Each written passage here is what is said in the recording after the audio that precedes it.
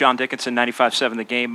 What did you think of the hustle plays, rebounding, and defense for you guys, and how that really impacted the outcome of the game? Yeah, I mean, our guys competed like crazy, and so did their guys, obviously. I mean, it's just, basketball at its highest level, along with competition at the highest level. So it's intense out there, and both teams are just fighting for everything. And it's a great way for us to start the series because as hard as we played, we didn't play that intelligently, and our guys know that, and we've got some things to clean up before game 2. But a good start.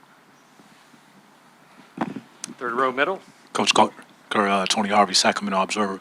Well, Houston, 4 of their starters have 36 or more minutes, but your players, 34 or more minutes, with Kevin playing 43. Were you prepared for a game like this after the turnover from Friday night? Prepared for the game.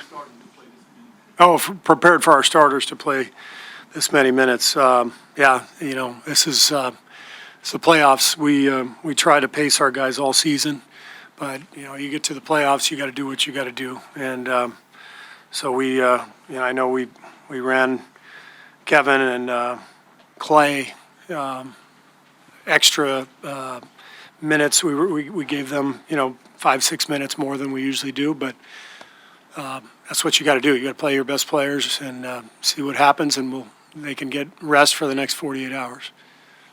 Steve, Tim Kawakami, The Athletic, right over here. When did you know for sure Klay could go? And I guess you didn't have any minutes restriction if he's playing 40 minutes. Was there any sense that, okay, you might have to back off a little? And when did you know you didn't have So Rick called me last night and said Klay had made improvement yesterday evening, and then he told me he was going to come in and warm up today. And after the warm-up, Rick said he's good to go. I said, is there a minutes restriction? And Rick said, we'll just see how it goes during the game. So obviously Klay did fine, and in terms of the ankle. And I think you guys know just how competitive and how tough he is. He plays through everything. So hopefully he turns out okay, tonight, tomorrow, and is able to continue to heal before the next game. Steve, Joe Morgan, Sporting News. Harden had 35, but he did it on 9 of 28 shooting. Can you just talk about what you saw defensively from you guys on him? Well, I thought our guys did a great job. He's so hard to guard with that step back, with his ability to get to the rim. So you just have to do your best and try not to foul him. He got 14 free throws, but I couldn't be more happy with the effort, the focus. It's a 5-man game when you're guarding James. It's not about just the one guy who's on him. The other 4 guys have to be in the right spots to help. And I thought our defense was excellent tonight. What hurt our defense was our turnovers. That stretch at the end of the second quarter, we had a 10-point lead, and then we go in at halftime tied because we had 13 turnovers. There's no defense for transition shots off of turnovers, so that's what we've got to clean up. But other than that, we made them fight for every open look. Second row, left-hand side. Hi, Steve. Janie McCauley from AP.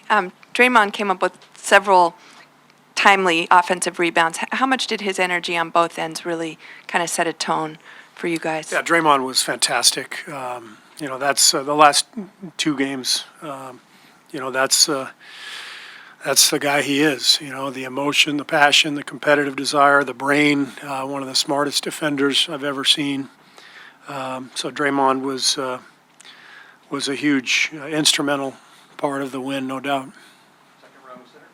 Hey, Steve. Phil Barber, Santa Rosa Press, Democrat. What went into the decision to start Iguodala, and did part of it have to do with changing up Klay's assignments at all because of the ankle? No, the decision to start Andre is just based on playing against Houston. You've got 2 of the best one-on-one and pick-and-roll players in the world in James and Chris, and Andre is one of the best defenders in the world. So, that's our best lineup. We decided to start it just so we could have Andre out there defensively, and we'll probably do it again next game. Coach, Brian Bearfield, KYK Sports. You played with some of the best and against some of the best. Have you ever seen anybody have a great 4-game stretch like Kevin is having? There's this guy named Michael something. Can't remember his last name. But no, Kevin's run these last couple weeks has just been off the charts. I've said it a few times this week. I mean, he's the most skilled basketball player on earth. He's one of the most skilled basketball players to ever play the game. There's never been anybody like him. 6'11", handles the ball, shoots threes, passes, defends. He's just an unbelievable talent. And I think after we lost Game 2 to the Clippers, I think he just felt like he just had to turn it up and lift us up another level, and that's exactly what he's done. Third row, right-hand side. Steve, Connor Letourneau, San Francisco Chronicle. Kind of building off that, the bulk of Durant's points came when it seemed like you guys really needed him in the third and fourth quarters. What can you say at this point about his awareness of giving you guys exactly what you need when you need it? Well, he's been around for a long time, and when you play in the playoffs, the shots get tougher and tougher. Regular season, it's almost two different games, because everybody's prepared for everything. So it's just much harder to get a shot. So Kevin can get his own shot anytime he wants. It's what makes him so impossible to guard. So he understands what we need from him, and he's been delivering, game after game. Stand back, left-hand side. Coach Logan Murdoch, NBC Sports Bay Area. You talked about Harden's free throws. He had 14. Do you think that when you go into a game, do you see it as inevitable that he will get to the line at a certain amount of time, or do you kind of want to get that down to a certain number as attempts? It's going to be tough to keep him way down, but I think when we watch the tape, we'll see some plays where we reached, and you have to be very disciplined. He's so clever, creating fouls, creating contact, and you have to be able to play, without putting your hand in the cookie jar. And so we did that a few times, but he's so good, he's going to get fouled, and he's going to get to the line no matter what you do.